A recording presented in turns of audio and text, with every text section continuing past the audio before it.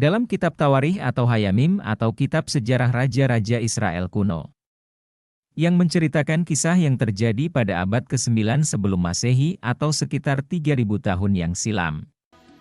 Ketika King Solomon atau Sulaiman dilantik sebagai Raja Israel kuno, menggantikan tahta ayahnya King David yang telah berhasil menyatukan 8 suku besar Israel dan Yehuda. King Solomon memerintah kerajaan Israel kuno yang berpusat di kota Samaria, yang terletak di sebelah timur Sungai Yordan.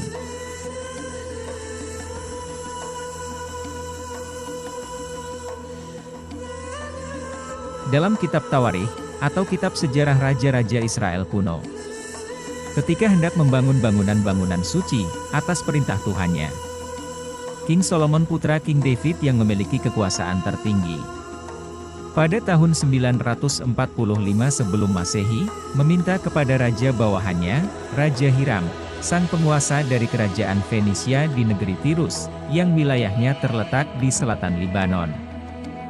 Permintaan perintah itu berkenaan dalam mencari emas sebagai material bangunan yang akan dipakai untuk pembangunan tempat peribadatan.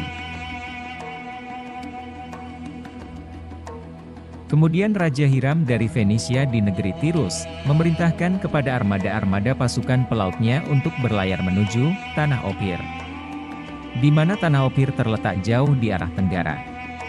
Ekspedisi besar Raja Solomon dengan kapal-kapal itu, dimulai dari Pelabuhan Laut Merah menuju ke arah timur, dengan menempuh jarak waktu selama 3 tahun.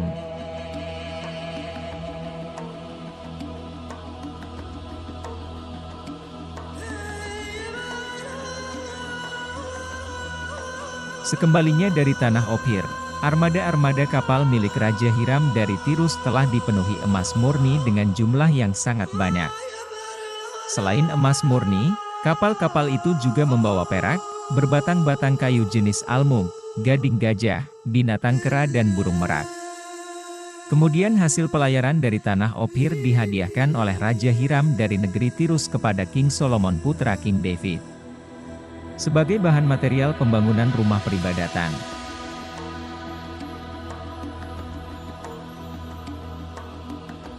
Demikianlah Tanah Ophir, yang bermakna tanah penghasil emas, yang terkenal akan kesuburan dengan berbagai macam hasil buminya yang sangat berharga, yang tanahnya diberkahi oleh Tuhan, yang keberadaannya tertulis dalam teks-teks kitab suci, yang tempat letaknya sangat jauh di arah timur yang membutuhkan waktu lebih 3 tahun pelayaran, yang kisah tanahnya menjadi mitologi bangsa-bangsa kuno.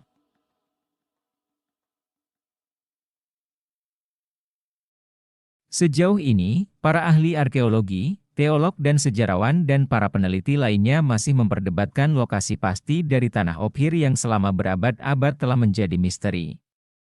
Sebagian ahli menempatkan Tanah Ophir di Zimbabwe, benua Afrika, di India dan Sri Lanka, di Semenanjung Malaka, di Peru, dan wilayah Yucatan, Meksiko. Sebagian lagi melokasikan Tanah Ophir di Semenanjung Arabia, benua Australia hingga ke wilayah Filipina.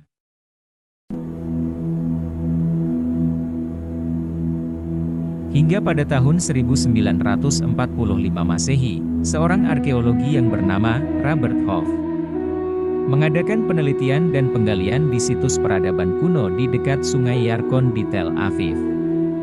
Dari hasil penggalian itu, Profesor Robert Hoff menemukan 2 buah ostraka, atau pecahan tembikar yang berasal dari kurun waktu 3000 tahun sebelum Masehi. Tembikar yang tertulis dan berbahasa Ibrani kuno, menyebutkan tentang penyerahan sejumlah emas dari Tanah Ophir yang telah tiba di kota Bet Horon.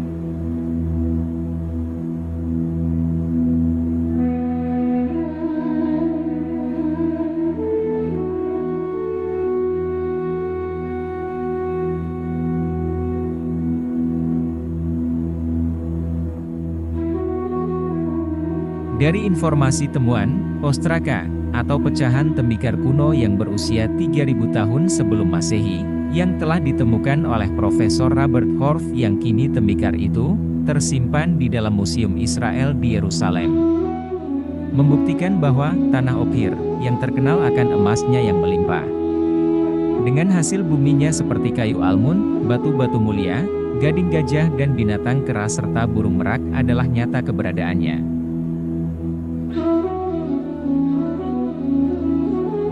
Lalu di manakah tanah Ophir yang dalam bahasa Ibrani kuno bermakna tanah emas? Merujuk pada teks-teks India kuno pada sebuah kitab, Jataka, yang berisi tentang sejarah riwayat kelahiran Sang Buddha Gautama, yang ditulis dalam bahasa Pali, pada tahun 300 sebelum Masehi. Dalam kitab Prosa-prosa Suci Jataka, disebutkan bahwa pelaut-pelaut Jambu Dwipa atau India kuno sering melakukan pelayaran-pelayaran dari Teluk Benggala menuju Swarna Dwipa, dalam rangka mencari komoditas emas setelah para pelaut-pelaut itu berlayar menyeberangi lautan yang berbahaya. Dalam keterangan naskah-naskah India kuno, Swarna Dwipa yang berarti Pulau Emas, adalah pulau yang sekarang bernama Sumatera, yang terletak di sebelah utara, yang berbatasan dengan Teluk Benggala.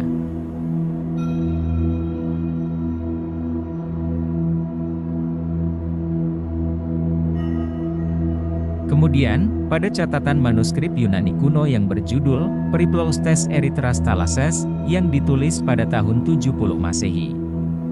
Kitab itu berisikan keterangan nama pelabuhan disertai jalur perdagangan laut kuno pada abad pertama Masehi. Pada abad pertama Masehi para pelaut-pelaut Romawi telah berlayar hingga menuju pulau yang disebut Taprobana. Di wilayah Taprobana, para pelaut-pelaut Romawi mendapatkan emas, kemenyan dan kapur barus yang menjadi komoditi tanahnya.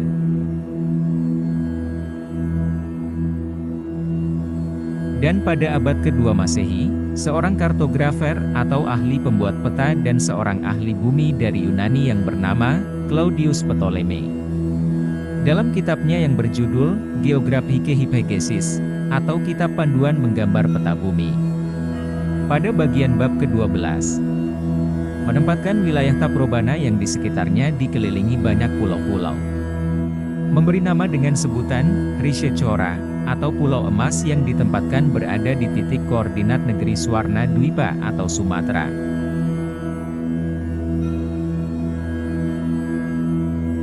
Pada awalnya, orang-orang Eropa kuno telah mengetahui sebuah pulau yang bernama Taprobana, atau dalam keterangan peta yang dibuat Claudius Ptolemy disebut Rishechora yang berarti bumi emas, yang memiliki kekayaan alam yang melimpah, yang letak pulaunya berada di belahan bumi timur jauh. Namun orang-orang Eropa kuno masih belum berani untuk berlayar mengarungi lautan. Karena cerita mengenai monster-monster di lautan dan kabut laut yang membunuh.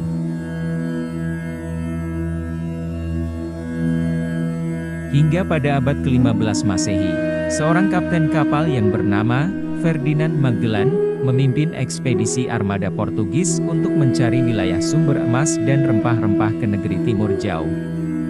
Yang catatan perjalanannya ditulis oleh sekretaris kerajaan yang bernama Maximilianus Transilvanus. Ia menginformasikan bahwa orang-orang Portugis telah berlayar dari Lisbon menuju Afrika dan terus ke Kalkuta India, hingga menuju Pulau Emas Taprobana yang sekarang bernama Sumatera.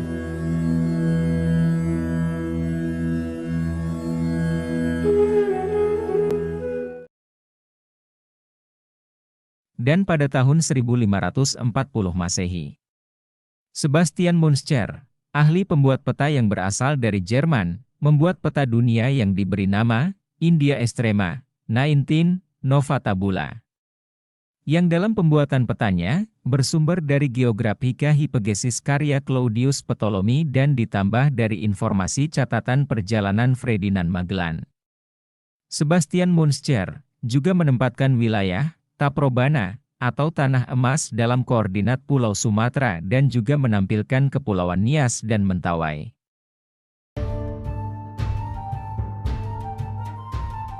Dari abad ke-15 hingga 18 Masehi.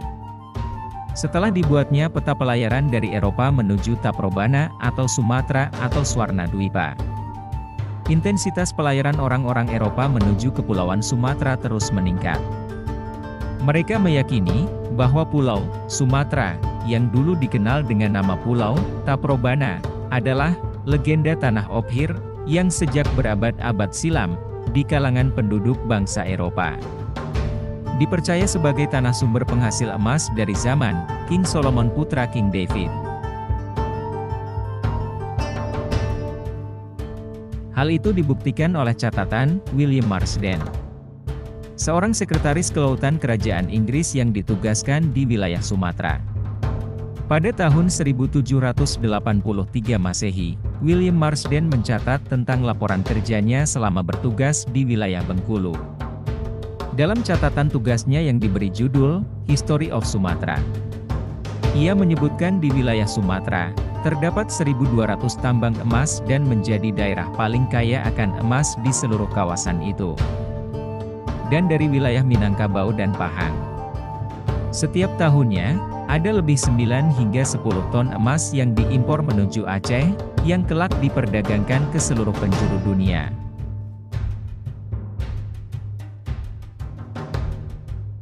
Sedangkan dalam catatan, Rogier Marius Verbeek, pada artikelnya, Nota over the VOC, de Onginning der Goud, en Zilveraders Thessalida, OP Sumatera Westkust, atau catatan kontrak VOC mulai menggarap sumber emas dan perak di Sumatera tahun 1886 Masehi.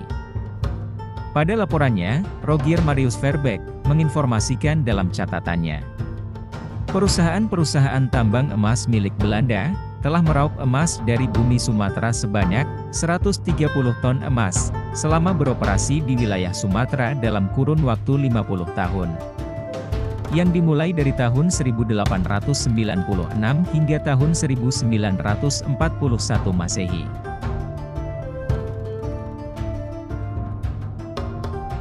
Tak tertinggal.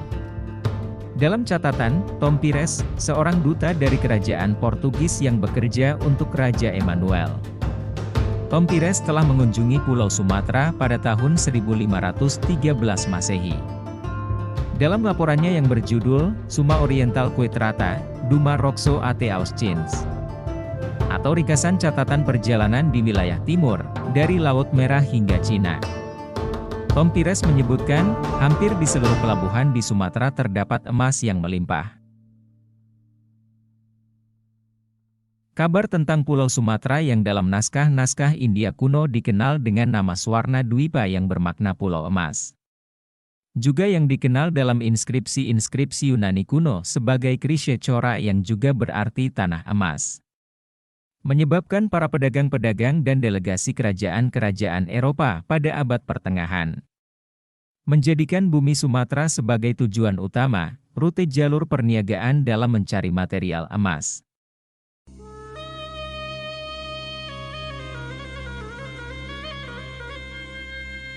Termasyurnya bumi Sumatera sebagai tanah penghasil emas.